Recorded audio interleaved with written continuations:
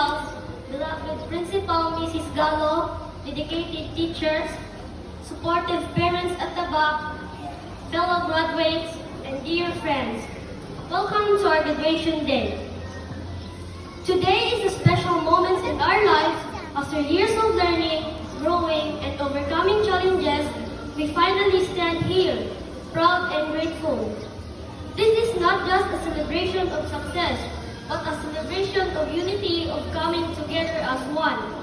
Our theme, Henerasyon ng Pagkakaisa, Kaagapay sa Bagong Pilipinas, reminds us that we, the youth, have a powerful role to play. As a generation of unity, we are called to be partners in building a better Philippines, not just someday, but starting now. We are the future doctors, engineers, artists, teachers, and leaders.